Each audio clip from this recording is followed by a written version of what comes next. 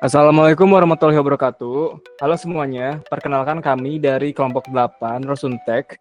Anggota kelompok kami beranggotakan saya sendiri, Atila Ramdhani Saputra. Lalu ada teman Saya Muhammad Irdiansyah. Saya Apriliansyah Muhammad Yusuf.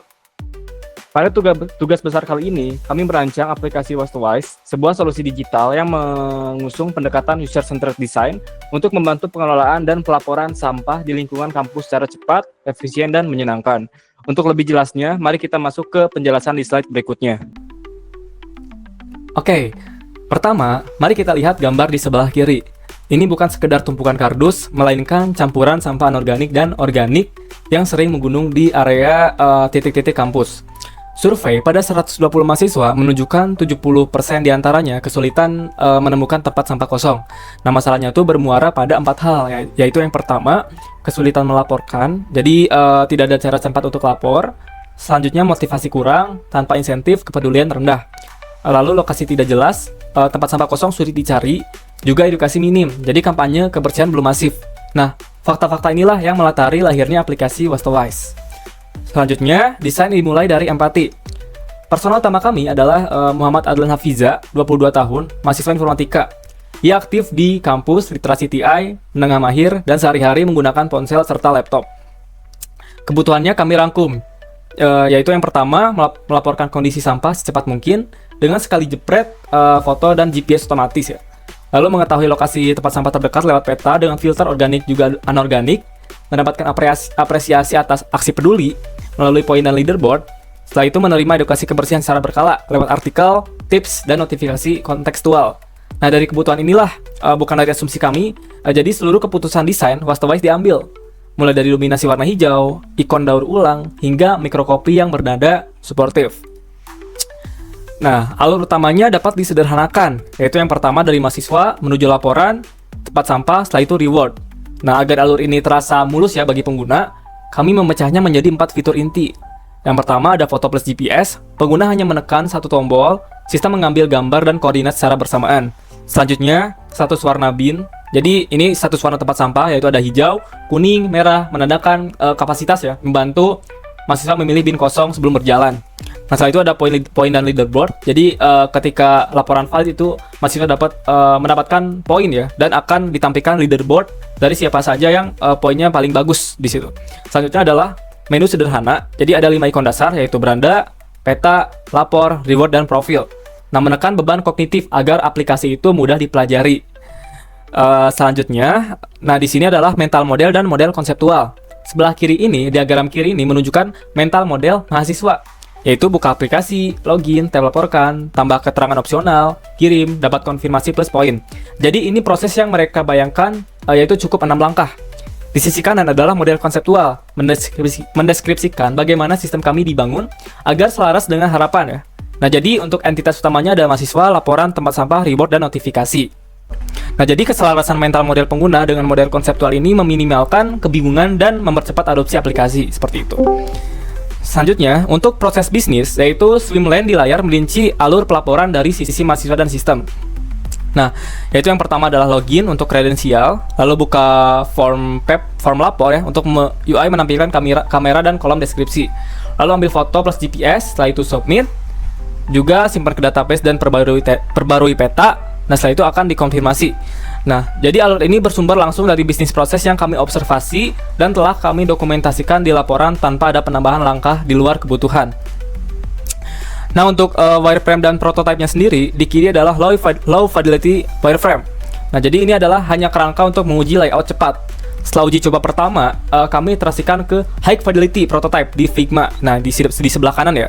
Prototype serta style guide ini sudah kami hand off ya. Jadi di sini akan dikembangkan ke pengembangan selanjutnya. Nah, untuk itu ya demikian penjelasan dari beberapa poin utama di Wastewise. Untuk demo aplikasinya langsung akan dijelaskan oleh rekan saya, Aprilianza. Terima kasih atas perhatiannya. Selanjutnya, saya akan mendemokan prototipe yang telah kami buat di Figma. Nah, jadi yang pertama itu user akan mengisi email dan passwordnya. Kemudian bisa login. Jika user tidak mempunyai akun, dia meregister terlebih dahulu, dan jika dia lupa password, bisa mengklik di sini. Karena kita sudah punya akun, kita bisa login langsung. Nah, Setelah login ini tadi ada informasi bahwa tadi login sukses, kemudian ada education news terpakai notifikasi. Nah, yang pertama di beranda itu ada report waste, kemudian nearby bins, kemudian tentang education. Di sini nearby bins itu bisa melihat tempat sampah terdekat dari si user.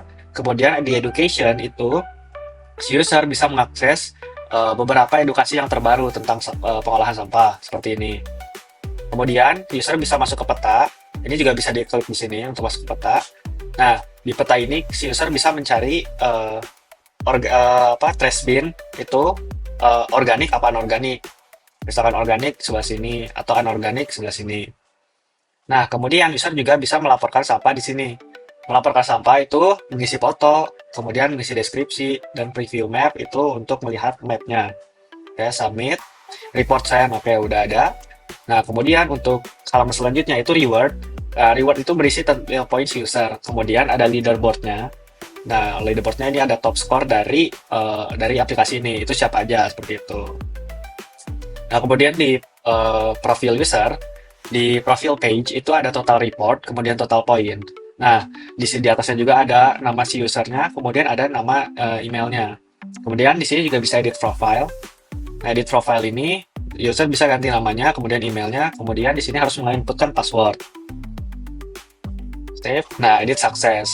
Nah, setelah si user mungkin sudah cukup untuk mengakses aplikasinya, si user bisa langsung leave aplikasinya atau bisa logout juga. Oke, seperti itu. Mungkin sekian untuk demo prototype dan dilanjut tentang penjelasan usability testing oleh Irgi, rekan saya. Nah, untuk selanjutnya, apakah aplikasi ini mudah digunakan? Setelah melihat demo tadi, mungkin banyak pertanyaan. Apakah aplikasi ini mudah digunakan? Nah, untuk menjawab hal itu, kami menggunakan dua metode, yaitu heuristic evaluation dengan prinsip Nielsen, dan yang kedua itu adalah survey system usability scale atau SUS. Terlihat pada grafik di sini, itu grafik biru ini mencapai angka dengan rata-rata 88,12%, yang dimana 88,12% ini mencapai grade A atau excellence, dengan total responden 24 mahasiswa Telkom University, dan hasil utamanya itu mayoritas responden merasa aplikasi ini sangat mudah digunakan dan menyenangkan. Nah, artinya Wastewise ini terasa intuitif, bahkan lebih tinggi dari rata-rata aplikasi lainnya. Jadi secara data, Wastewise ini layak dipakai di lapangan. Kemudian ada temuan dan revisi dari ide menjadi antarmuka interaktif. Nah, tentu saja excellence ini bukan berarti sempurna ya. Audit kami menemukan beberapa masalah utama.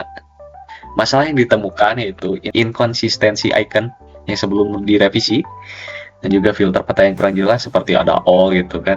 Sudah direvisi, kami menambahkan detail-detail yang sedikit lebih lengkap. Sudah direvisi, ini kita lihat sebelah kanan. Nah, setelah revisi ini kami meretest kembali pada beberapa mahasiswa, dan ternyata skor SUS-nya itu menjadi naik gitu. Itu bukti bahwa iterasi cepat berbasis data ini benar-benar menaikkan kualitas itu. Nah, kemudian ada kesimpulan dan langkah selanjutnya. Mari saya simpulkan hasil perjalanan Wastewise ini. Yang pertama ada pendekatan user center design yang kami terapkan berhasil menjawab kebutuhan nyata pengguna, di mana mulai dari pelaporan cepat hingga informasi lokasi sampah ini sudah berhasil menjawab.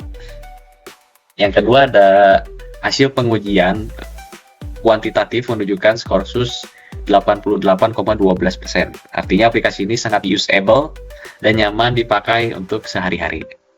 Dan yang terakhir itu fitur poin dan juga leaderboard, di mana ini mendorong mahasiswa untuk berpartisipasi aktif sehingga kebersihan kampus itu makin terjaga sebagai effort kolektif, bukan tugas satu pihak saja.